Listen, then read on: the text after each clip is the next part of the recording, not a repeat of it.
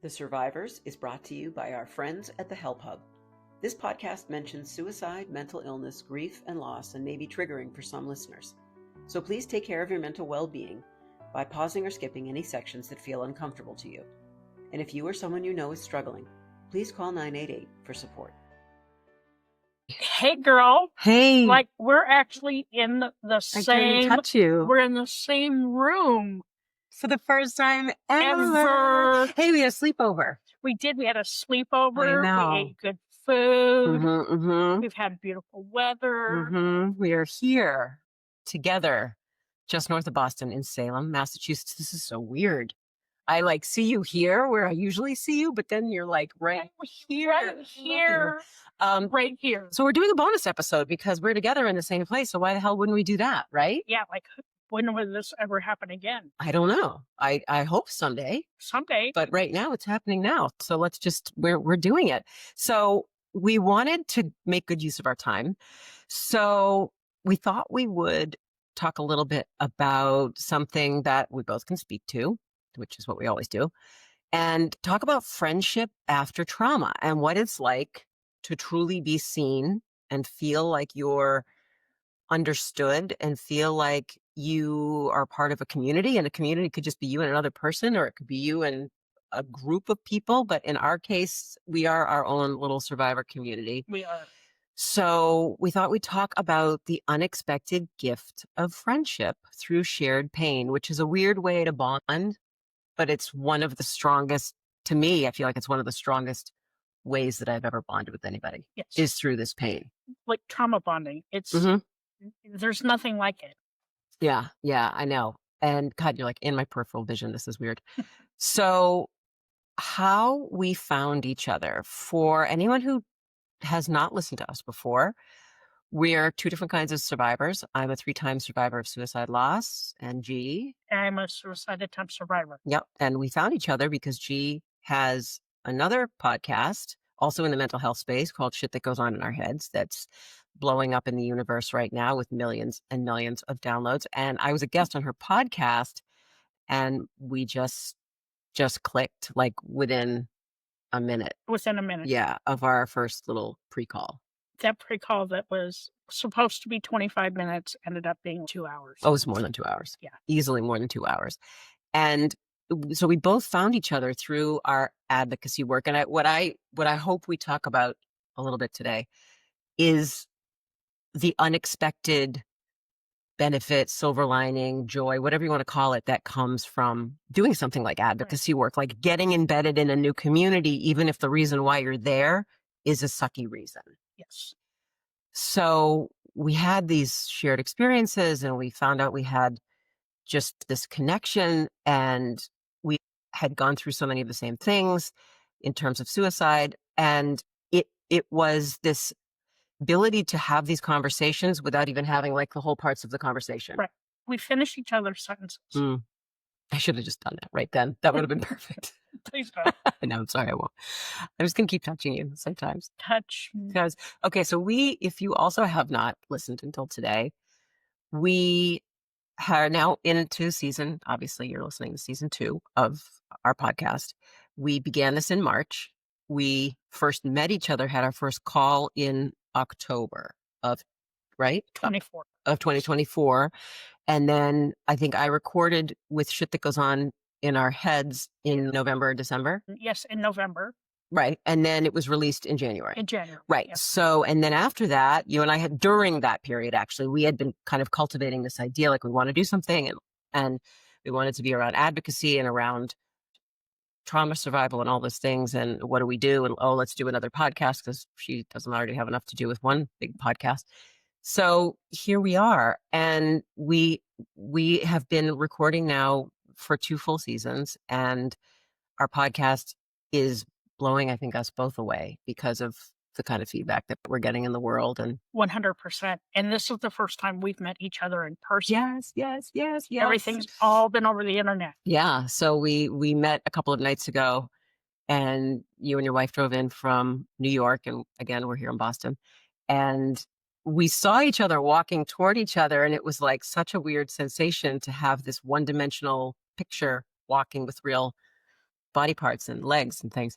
And so we've just been just deep conversations and planning and laughing, yeah. and I think I've gained 200 pounds. So we'll To walk a lot today. Yeah. We'll walk this afternoon. So how does trauma change the way we trust and bond? How do you think, as a question, what is it like letting someone in? You and I trauma vomited on each We other did. immediately. And I know how it made me feel. How did it make you feel? It it was like a warm hug because when I came out with my own story, I lost a lot of friends. Yeah. They didn't wanna hear about it. They wanna keep their head in the sand and just live their merry life. But, like, when I met you and I've met other people in the community that really wanna talk about it, it changes the perspective. It changes the narrative around how we talk about these topics, and it's really important that we talk about it. And there's a freedom there. Yeah, Like there was this unspokenness. It's like, granted, we have two different perspectives. Like you've lost people to suicide. I have. And obviously, I've lost many people to suicide. You have the advocate and the survivor of a loss Yep. piece. So you have that survivor of an attempt perspective, and I have the loss perspective. But there's so much in that that is shared. And there was so much that you and I didn't even really have to say because we understood where we came from. And the point of all of this that we're trying to say is that there is so much power to be found in the thing that we always talk about, which is Right. sharing your stories, Sharing your story. but finding community who understands the story that you're sharing, because that's like an instant bond. And that's what it was for the two of us. And I just, it was so freeing to me. It was so empowering to me to be with somebody who just understood if I was having a grief attack or understood if I was off or vice versa. And the thing is like we feed off of each other. We can just pick any topic out and just start talking about it. We make it really easy to talk about the really hard stuff.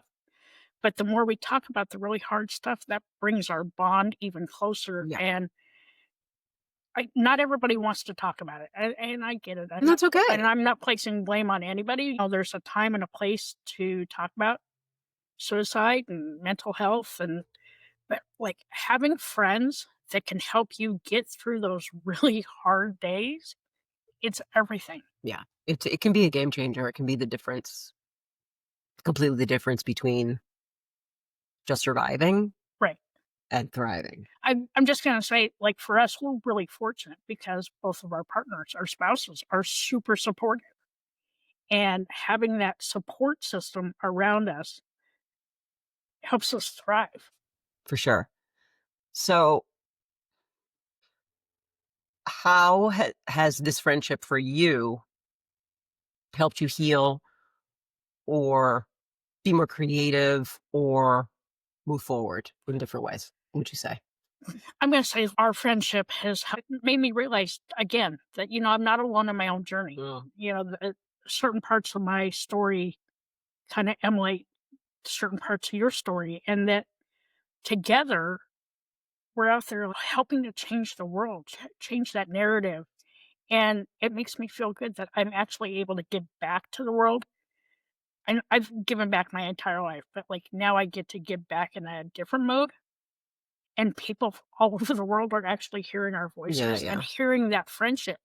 And having a tight friendship like that is super important. But even like casual conversations, like whenever I'm out and about, I always carry business cards for my You were so podcast. funny. So we went to breakfast in my hometown, which is just north of Boston. And G's meeting someone and had to pad on for her other podcast, shit that goes on in our heads. And someone made a comment about it.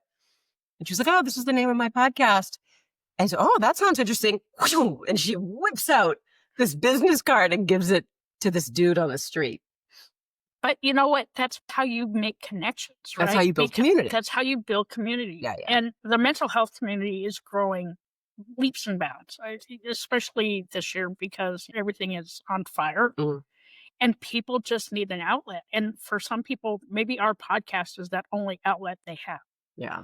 but it also helps us build community, builds community in LinkedIn, builds community in Instagram. I mean, the whole point of all of this is that sometimes you only need that one person. Sometimes you only need that one connection, that one bit of validation, that one opportunity to sit with someone face to face or even on the phone or through a screen or whatever it is and be like, hey, I went through this really hard, awful thing, and nobody in my life really understands it the way you do. So Right. now it next levels up the connection that you have.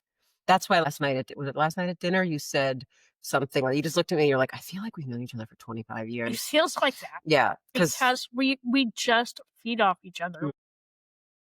Struggling with your mental health? Feeling lost, overwhelmed, or just alone? Well, you're not.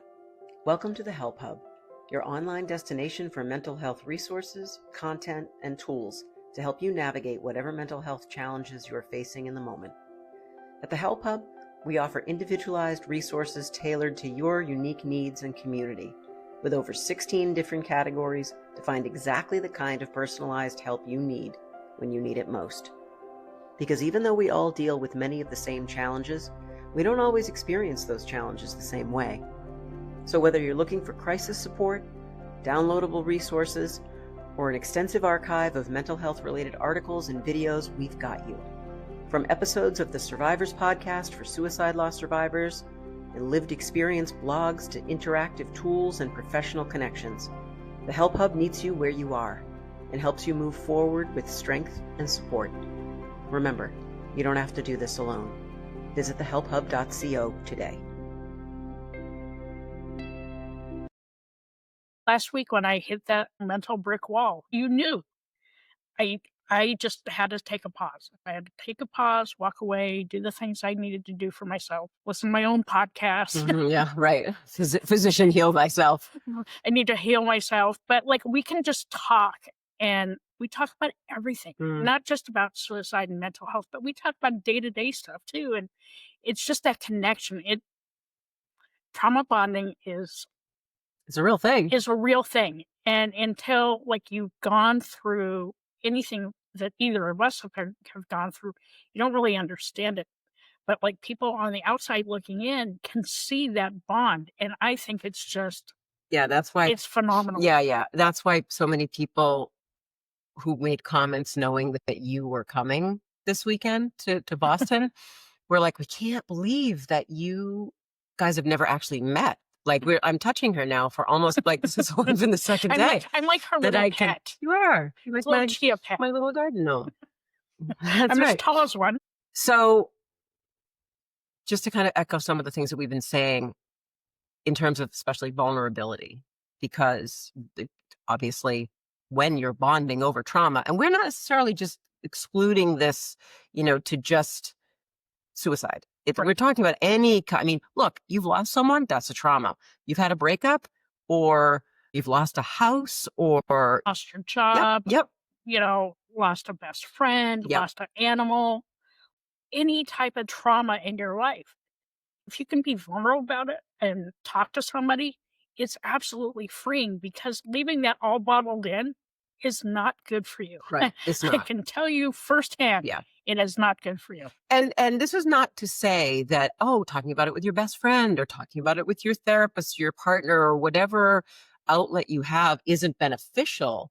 We're just saying that in the context of whatever it is you're struggling with, it's almost always, at least in our experience, it's almost always more beneficial, a deeper understanding, a stronger connection when that person you're talking to or sharing with has gone through the thing. Yeah.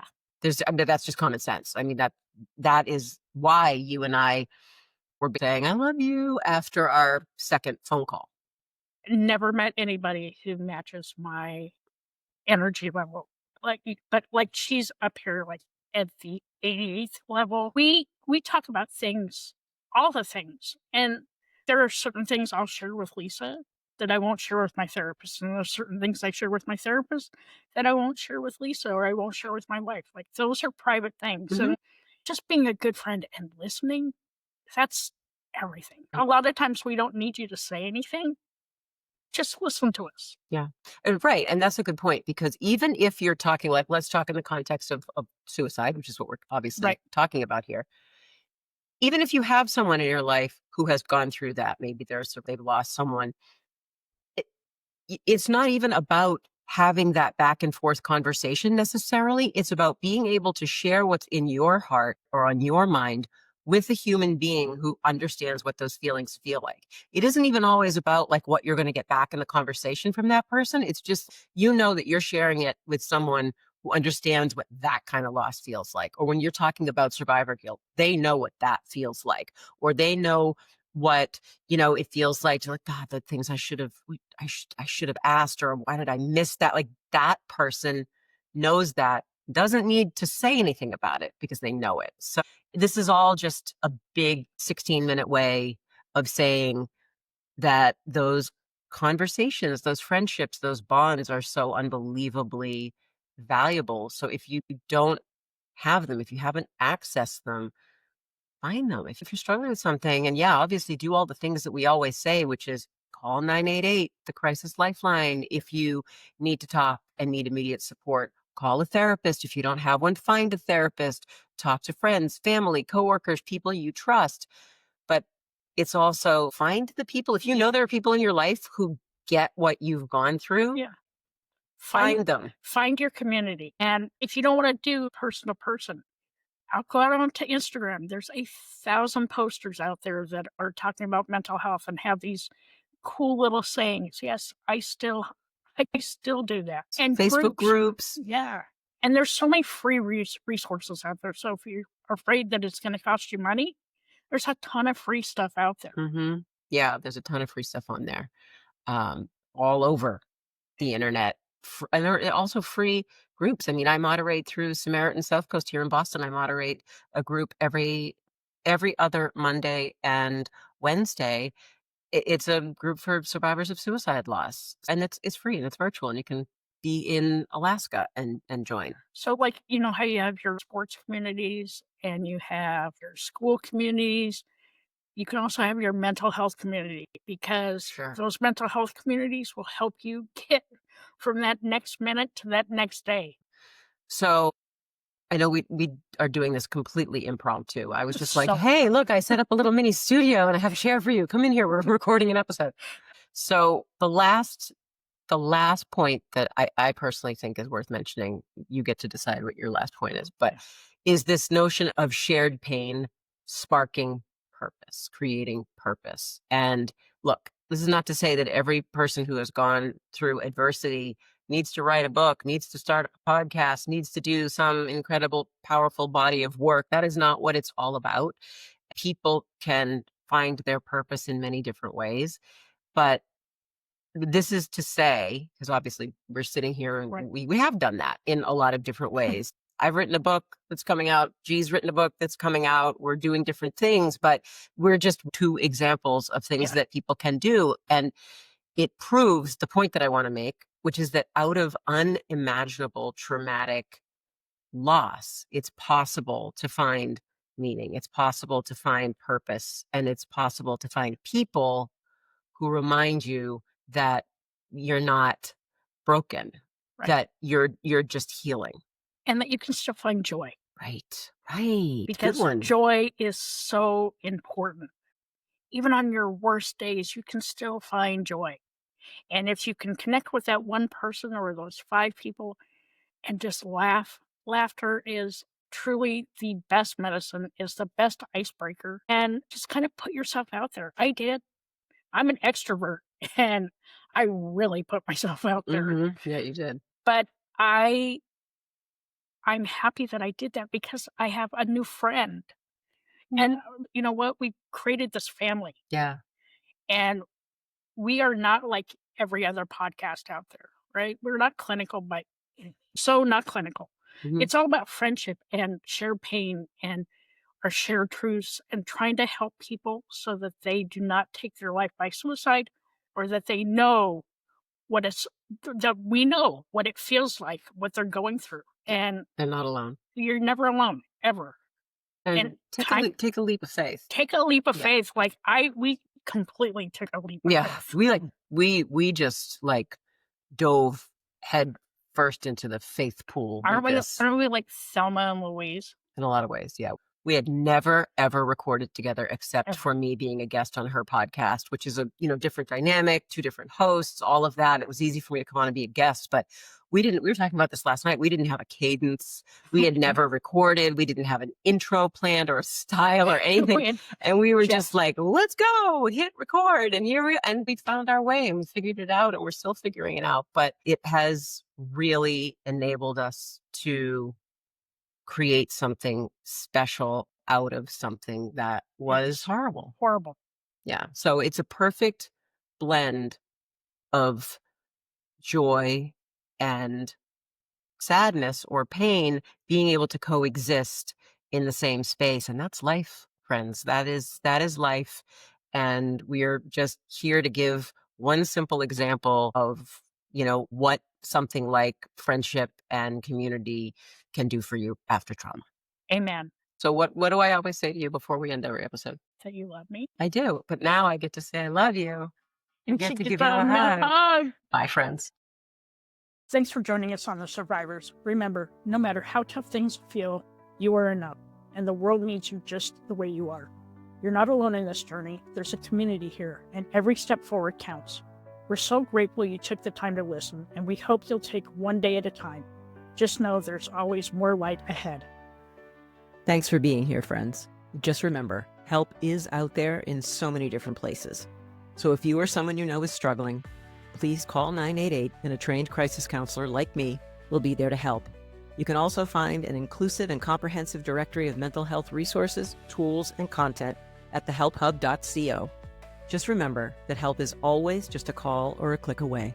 We'll catch you next week. In the meantime, keep surviving.